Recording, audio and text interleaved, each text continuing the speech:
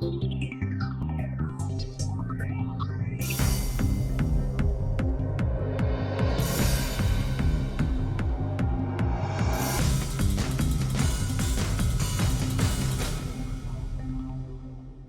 and gentlemen, Assalamu alaikum.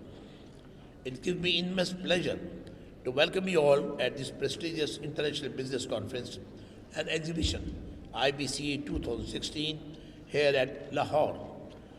The University of Management and Technology deserves commendation for organizing this important event. I especially congratulate Dr. Hassan Shoaib Murad, the rector of the university, for taking this initiative. This event will not serve the interest of business alone. It will put our youth in touch with the reality of global and local business today. Trade exhibition and conferences are essential for business transformation. They provide buyers and sellers, exporters, investors, and businessmen an opportunity to see and touch the experienced products, design, and innovation in action. Participants and visitors can also see trends for all over the world in a way they cannot anywhere. In this sense, IBC 2016 is truly a great event. I see IBC 2016 as a bridge between the world's leading business trends and the businesses and consumers here in Lahore. Despite the downturn in the global economy, Pakistan has experienced the return of foreign investment, structural reform implementation, and improvement in the overall fiscal and monetary situation. Pakistan has attracted over $15 billion foreign exchange and foreign direct investment since 2008. IBC 2016 promises to accelerate business transformation in Pakistan. Ladies and gentlemen, by holding this event, UMT has provided a much-needed platform for export development, investment, technology transfer, global business networking with a strong infusion of educational thrust. Young students of Pakistan need this kind of interface to be able to become appropriately aware global players. In doing so, as I said at the beginning, this event is unique as it focuses on exposing our youth to global business dynamics. I'm highly encouraged to see so many luminaries from the government here, which testifies to the fact that this event has full backing of the government of Pakistan as well as government of Punjab. मेरी दरख्वास्त आपसे है कि पाकिस्तान की business community अपने hero Nawaz साहब के हम साथ खड़े हुए हैं. मैं आपको इतना बता दूं ख्वातीन हज़रात, पाकिस्तान का बहुत अच्छा वक्त आने वाला है. Very good time for Pakistan. I see a very optimistic view for Pakistan. Good time is coming for Pakistan. मेरी आपसे एक दरख्वास्त है असल में, प्लीज़ अपने बिजनेस कम्युनिटी को अपने साथ रखें. आपसे दरख्वास्त ये है कि मेहरबानी करके आइंदा से आप नेशनल असेंबली में, सेनेट में, यूनाइटेड बिजनेस ग्रुप के मशवरे से आप बिजनेसमैनों को साथ लें. आप देखिएगा will be your asset. We do not want, हमें आपसे कुछ फ़ायदा नहीं चाहिए. हम सिर्फ आपकी मदद करना चाहते हैं. हम अपने प्राइम मिनिस्टर के हाथ मजबूत करना चाहते हैं. हमें अपने साथ बिठाएं. Not me, I am not, लेकिन मैं चाहता हूँ अच्छे लोग हम आपको दें ताकि वो आपके साथ असेंबली में और सेनेट में बैठ के आपको अच्छे मशवरे दे सकें. और आखिर में ख़ातिन हज़रात, ज़रूरी बात ये कहना चाहता हूँ, पाकिस्तान हम सबका मुल्क है. आइए इसकी खिदमत करें. ये मुल्क गवर्नमेंट के पास बेइंतहा मसाइल हैं, वसाइल कम हैं. हमें चाहिए कि हम अपनी गवर्नमेंट के हाथ मजबूत करें. हम सब मिलजुल के पाकिस्तान की खिदमत करें. मैं रोज़ ये कहता हूँ, ये एक बाग है, इस बाग में हम सब बैठे हुए हैं. इस बाग ये मेरा मुल्क है और इस बाग में सुबह उठ के एक एक गिलास पानी का डाल दीजिए. ये सोच के कि मेरा घर का बाग है. आप देखिए इसमें इतने फल निकलेंगे, इतने फूल निकलेंगे, सारी और आप और हम और हमारे बच्चे खाते रहेंगे तो ये फल ख़त्म नहीं होंगे.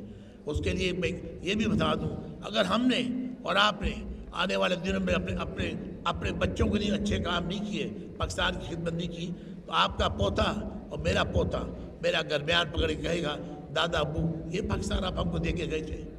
एक बहुत अच्छा शेर है, दाग सजूद तेरी पेशानी में हुआ तो क्या.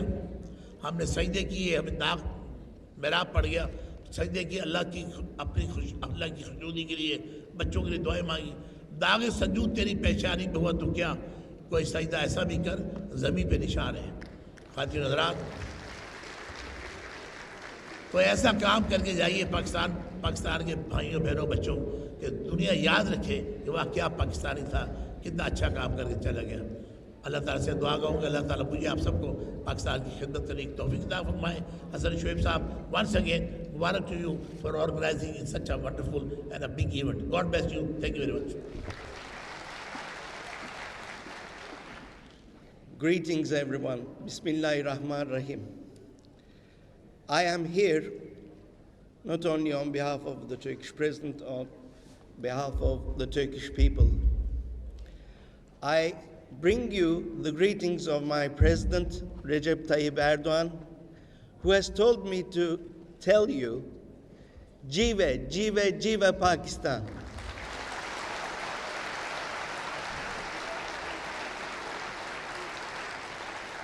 Dear ministers, dear businessmen, the rector of our university, Dr. Murad, and beloved students and academicians, I also have been given the mission by my president to send you the warm greetings of the Turkish president to the beloved academicians and students of this wonderful university, the University of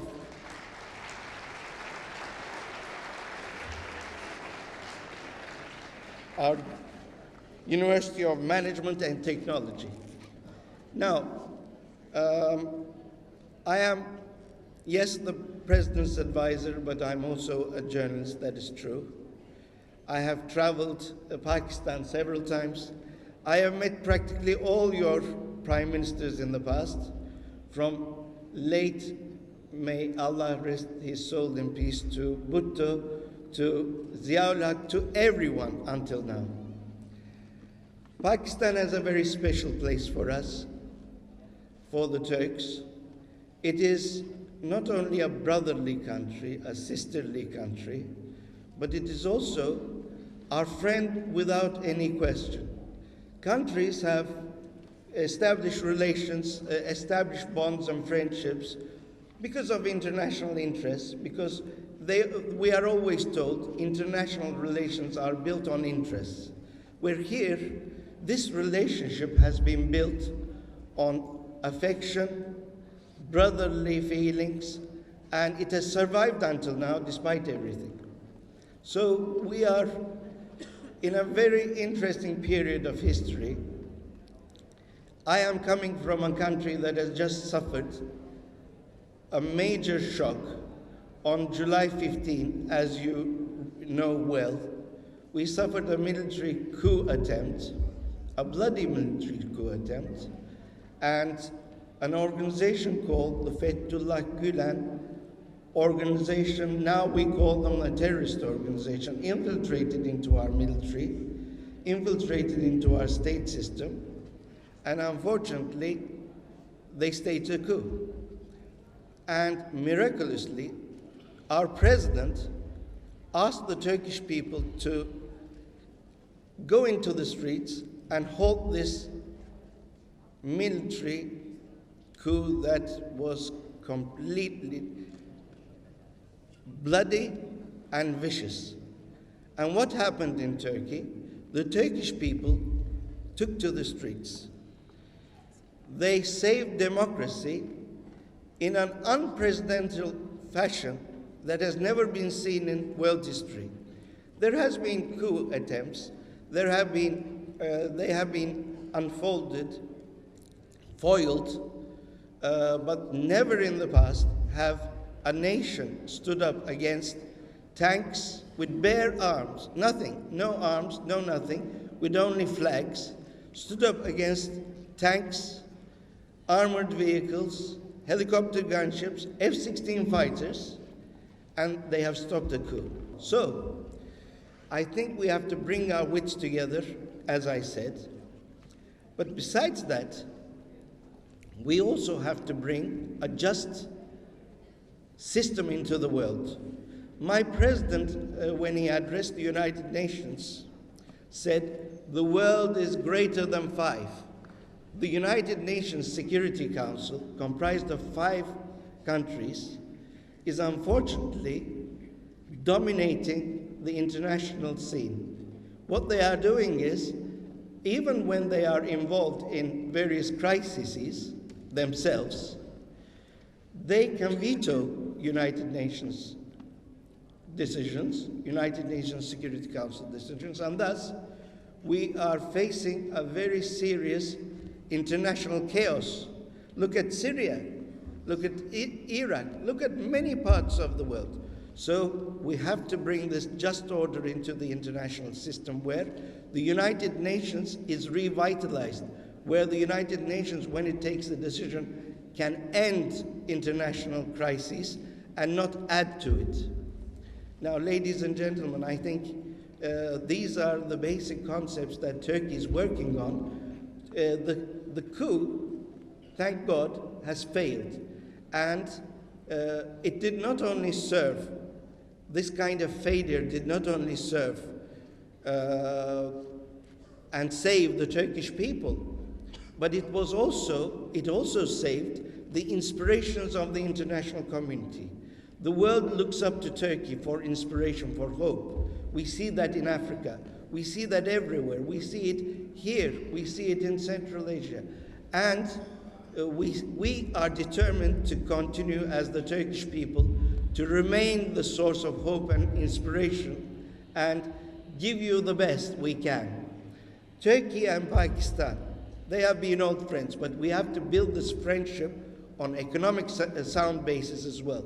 You now have 25 Turkish businessmen here. You have 100 Turkish companies operating in Pakistan. I think it is time that we, as Turkey, contributed more to the development of our brothers and sisters in Pakistan and give you a booster because you deserve it. You deserve it more than anyone else.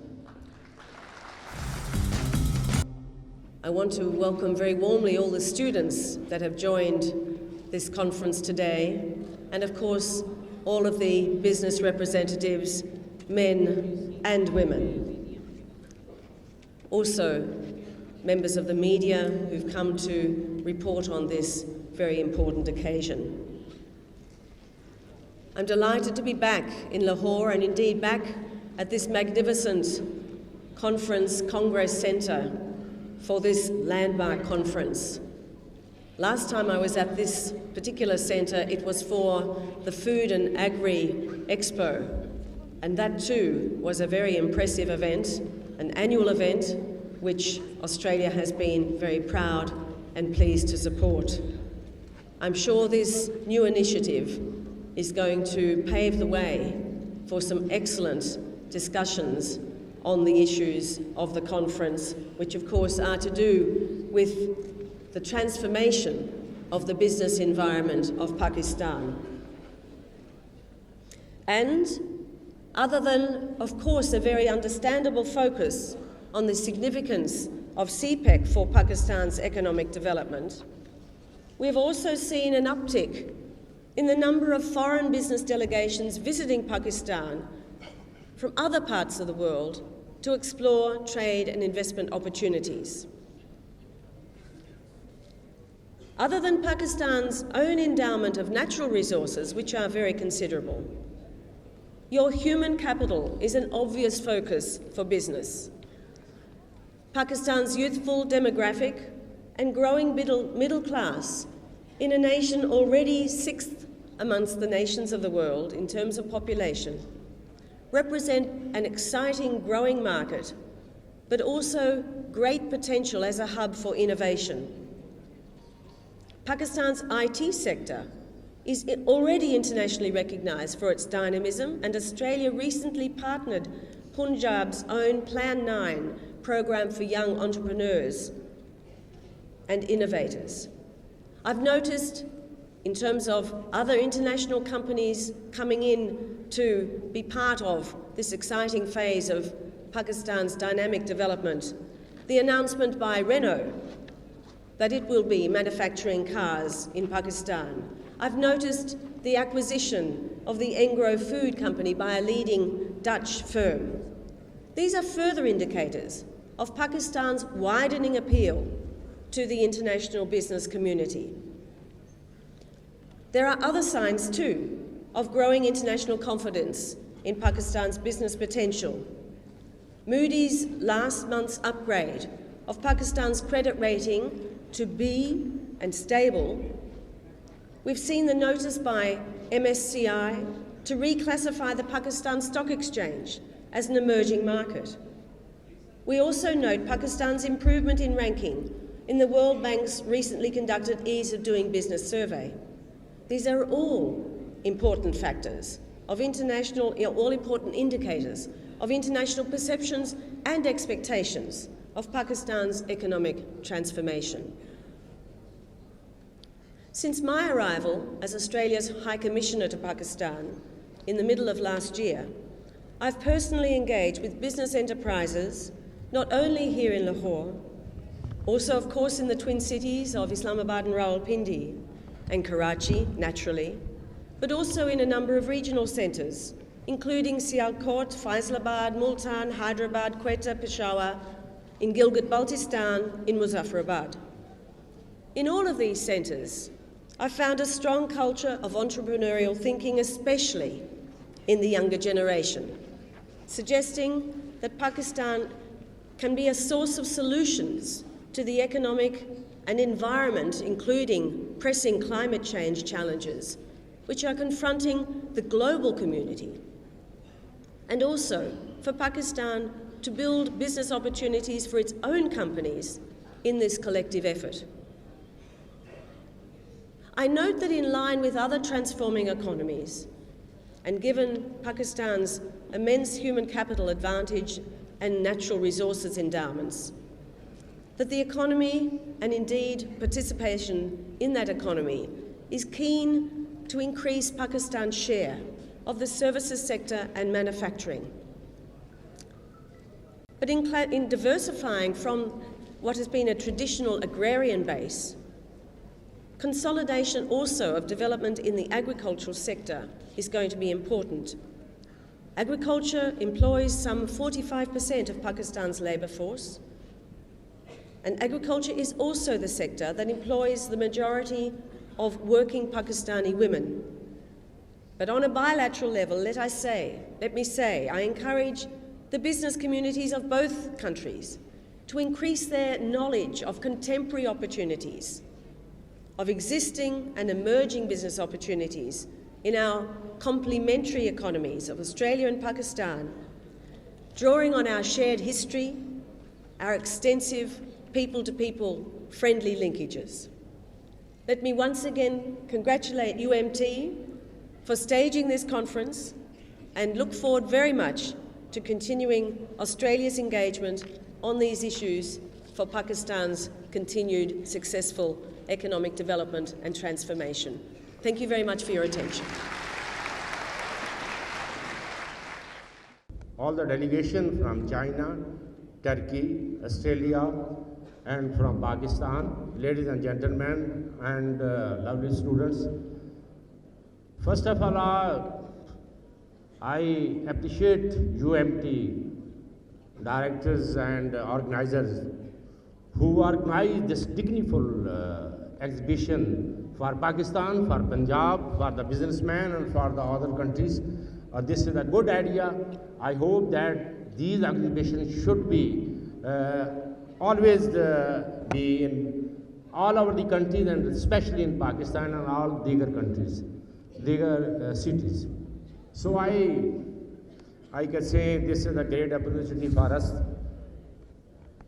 How we can deliver, how we can see of Pakistan, and my only the vision, what think the leader of Pakistan, Mian Nawaz Sharif, and the entire leader of Punjab, Chief Minister of Punjab, Mian Shahbaz Sharif. मैं सिर्फ उनके बारे में बताना चाहता हूँ क्योंकि मेरे सीनियर प्रोफेसर आसिम इकबाल साहब यहाँ मौजूद हैं وہ آپ کو اس سلسلے میں بتائیں گے. میں صرف پنجاب کے بارے میں اور اپنے قائد میاں شہباز شریف صاحب کے بارے میں چند باتیں بتانا چاہتا ہوں کہ وہ پاکستان کے لیے کیا سوچتے ہیں, اس صوبے کے لیے کیا سوچتے ہیں, اپنی عوام کے لیے کیا سوچتے ہیں, اپنے بچوں کے لیے کیا سوچتے ہیں, اپنی نوجوان نسل کے لیے سوچتے ہیں. وہ چند چیزیں ہیں جو میں آپ کے سامنے رکھ چاہتا ہوں. جب ہم 2013 میں ہماری حکومت ہم نے وزیر اعلیٰ پنجاب میاں شہباز شریف وزیر اعلیٰ آئے تو ہم نے دیکھا تو پنجاب کی کیا حالت ہے, پنجاب کی کیا پوزیشن ہے, پاکستان کہاں کھڑا ہے. پاکستان اندھیروں میں ڈوبا ہوا ہے, گیس ہمارے پاس نہیں ہے, انفراسٹرکچر ہمارے پاس نہیں ہے, ضرب عضب اور دہشت گردی جو ہے وہ سایہ بن کے ہم اوپر چھائی ہوئی ہے. تو ہم دیکھ رہے تھے ہم کہاں کھڑے ہیں, ہم نے اس ملک کے لیے کیا کرنا ہے, ہمیں کس قدر آگے بڑھنا ہے.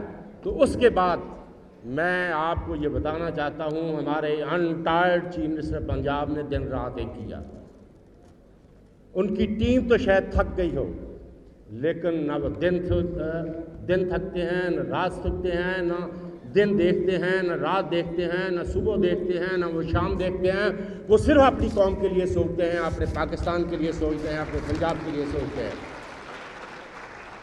انہوں نے دن رات ایک کر کے, میں سمجھتا ہوں اندھیروں کو ختم کرنے کے لیے آپ کے سامنے ہے کہ ہم نے جو انرجی پروجیکٹ پنجاب میں شروع کیے ہیں, چاہے وہ سائیوال کا سولر پروجیکٹ ہو, چاہے وہ بکھی پاور پلانٹ ہو, چاہے وہ تونسا کا پاور پلانٹ ہو, چاہے وہ پتوں کی پاور پلانٹ ہو, چاہے یہ 3600 میگا واٹ ایک اور 1200 میگا واٹ کا جو بجلی کا بحران ہے جن کو ختم کرنے کے لیے وہ دن رات کام کر رہے ہیں.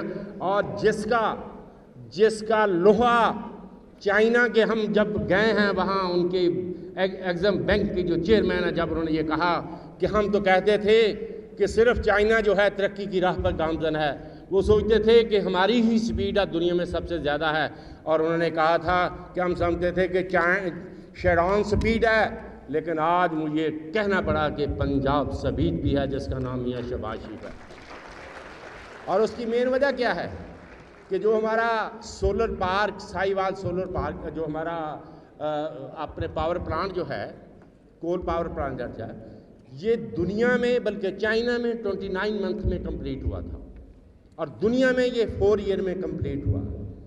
یہ پاکستان کا واحد پروجیکٹ ہے جو وزیر اعلیٰ پنجاب کی کوششوں کی وجہ سے 23 منتھ میں یہ کمپلیٹ ہو رہا ہے. اور انشاءاللہ 30 جون 2017 میں 1320 میگا واٹ بجلی جو ہے وہ انشاءاللہ تعالیٰ مطلب کہ نیشنل گرڈ میں چلے جائے گی. اسی طریقے سے آپ دیکھ رہے ہیں کہ ہم نے انفراسٹرکچر کے سلسلے میں ہماری جو کوششیں ہیں وہ کس طریقے سے جاری ہیں کہ ہم نے جگہ جگہ ہمارے ایجوکیشن سیکٹر میں ہم تو یہ سوچتے ہیں, ہم تو جنوبی پنجاب کے اس علاقے سے رہتے ہیں جو کبھی سوچ بھی نہیں سکتا تھا. لوگ بڑی یہ باتیں کرتے ہیں کہ جنوبی پنجاب محرومیت کا شکار ہے. میں دوستوں آپ کو بتانا چاہتا ہوں جو ہمارے باہر سے ڈیلیگیشن آئے ہیں, جو یہاں ہمارے لاہور کے بزنس مین ہیں, جو اسٹوڈنٹس ہیں, آپ تصور نہیں کر سکتے کہ جنوبی پنجاب اس وقت کہاں کھڑا ہے. جنوبی پنجاب میں کون سی ایسی کمی ہے؟ جمعرات کے ہسپتالوں کی کمی ہے, یونیورسٹیوں کی کمی ہے, انفراسٹرکچر کی کمی ہے, روڈ سیکٹر کی کمی ہے. کون سی ایسی کمی ہے جو جنوبی پنجاب میں ہے؟ یا تصور کیا جا سکتا تھا کہ رحیم یار خان میں ایسا بڑا پروجیکٹ ہسپتال ہو جو شاید رحیم یار خان سے لے کر حیدرآباد کے درمیان میں کوئی ہسپتال نہیں. آپ کو ہمیں اب لاہور آنا نہیں پڑتا, ہمیں ملتان آنا نہیں پڑتا, ہمیں ہر اویلیبل چیز جو ہے وہ وہاں ہارٹ سرجری تک وہاں اویلیبل ہے. بہاولپور میں ہر چیز موجود ہے, چائلڈ اسپتال, کینسر اسپتال, یونیورسٹی ہے, اپنے ڈیرہ غازی میں میڈیکل کالج ہے, بہاول نگر میں میڈیکل کالج ہے. میرا کہنے کا مقصد ہے کہ ہم وہ ساری چیزیں جو وزیر اعلیٰ پنجاب جس علاقے کو محرومیت کو سمجھتے تھے اس کو دور کرنے کی کوشش کر رہے ہیں. چاہے وہ پنجاب کی میٹرو بس ہو, چاہے وہ جنوبی پنجاب ملتان کی میٹرو بس ہو, ہر جگہ پہ کام ہو رہا ہے. اور ہم انشاءاللہ تعالیٰ اپنی قوم کے لیے سوچتے ہیں, اپنے ملک کے لیے سوچتے ہیں, اپنے علاقے کے لیے سوچتے ہیں. تو یہ ہماری کوشش ہے, ہم پاکستان کو ترقی کی طرف ہوں.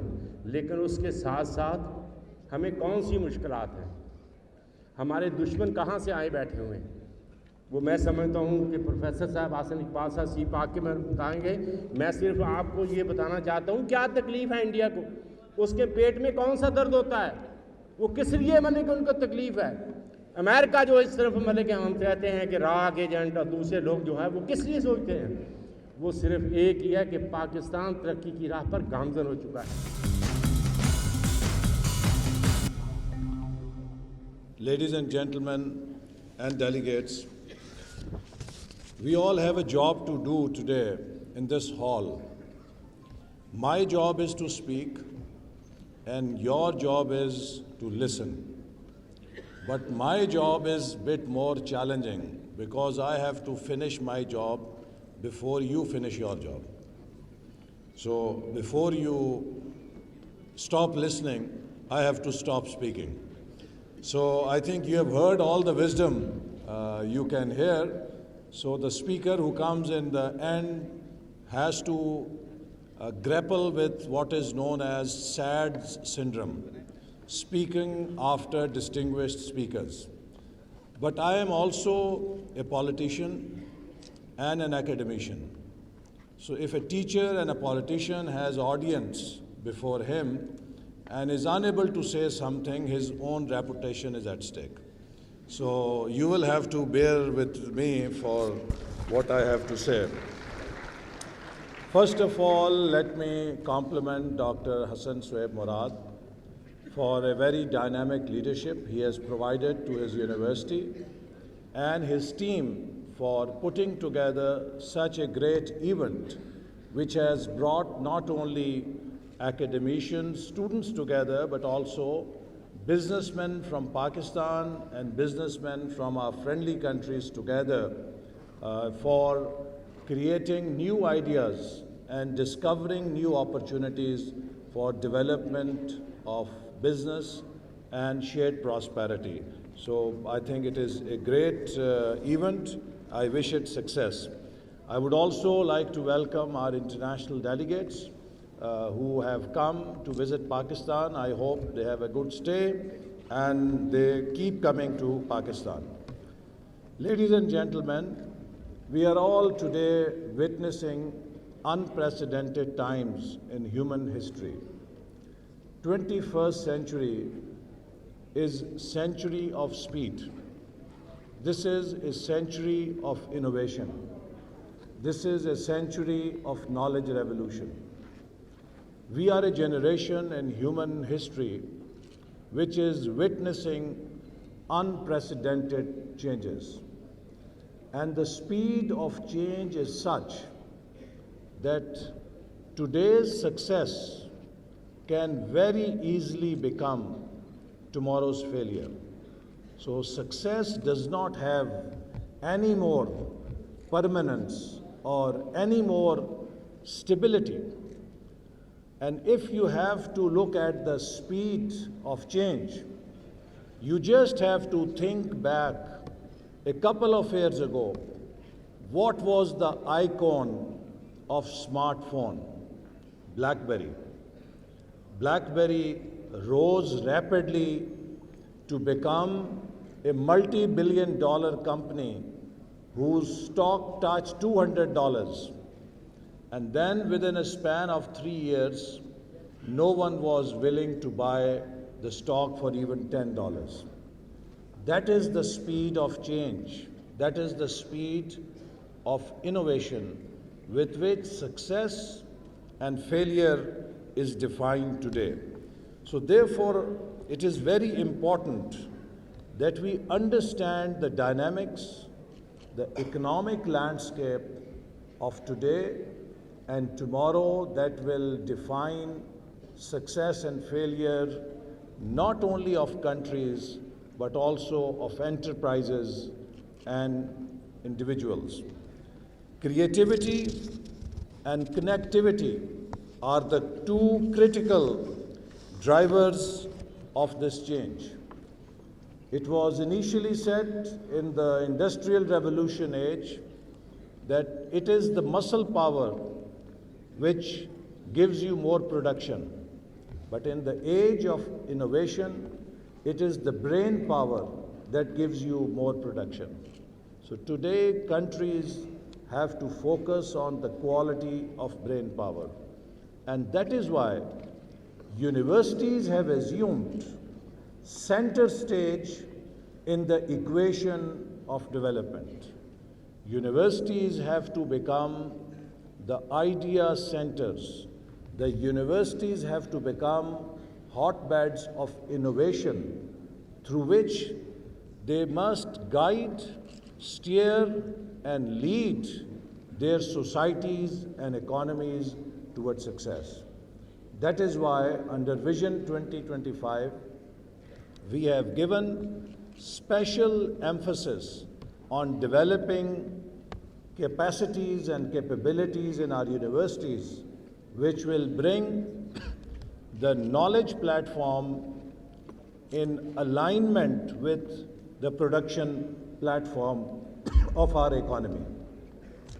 The academia and industry have to work together in partnership. They are able to meet the challenge of innovation and creativity. In this environment, Pakistan today stands at a threshold. As Minister of Punjab was telling you, it was not too long ago, in 2013, Newsweek had published a title story on Pakistan, which said, the most dangerous country in the world is not Iraq, it is Pakistan. This was 2013.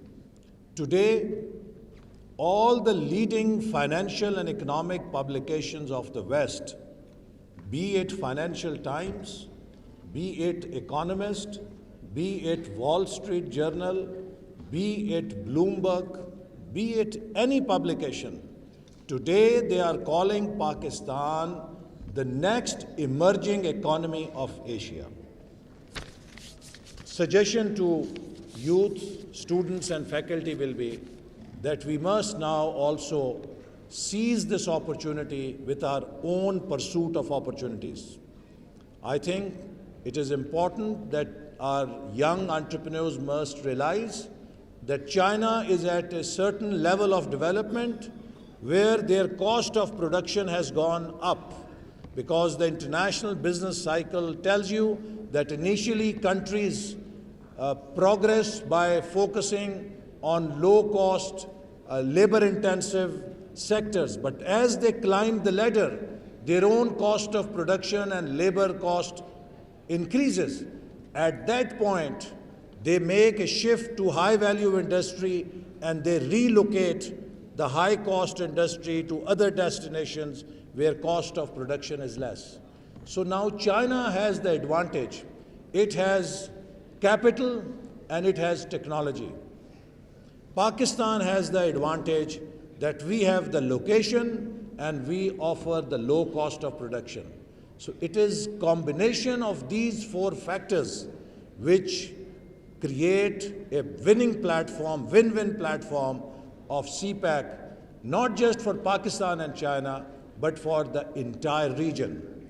CPEC is a platform of connectivity because we believe Pakistan is at intersection of South Asia, China, and Central Asia.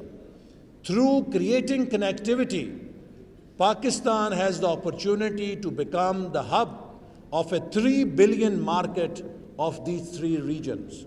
So therefore, our entrepreneurs have a responsibility to now look for opportunities, find partners in Central Asia, in Afghanistan, in China, and when political situation improves even in South Asia. So how can we create links across South Asia, China, and Central Asia, which will give Pakistan better opportunities of becoming a manufacturing hub and a service hub for this region. And this requires our universities to do research on the economies of these regional countries. We must do research on Chinese economy, on Central Asian economies, and find out opportunities where we can have collaboration, where we can have joint venture. And again, I think I will be failing not to mention our great brotherly country, Turkey, which has also stood with us in every time of need, and Pakistan also stands with Turkey in every crisis. When the crisis was taking place in Turkey, including myself, I think everyone did not sleep that night. And we were all watching on television how bravely the people of Turkey came out to defend their constitution, to defend their democratic government, and they defeated the conspiracy of putting Turkey on path of instability. Because political stability is the prerequisite of development. And we see today in this region how much instability is all around us. So we have a great responsibility that we must preserve stability in our countries, and we must pursue economic agendas which bring inclusive growth, inclusive development and prosperity for our people. In the end, I wish you all success. I hope this conference will not only give good ideas, but also action plans, because the success lies not in knowing, the real success lies in doing. So we must translate the knowledge we know into practical steps of implementation that we take to realize our ambitions through utilization of knowledge.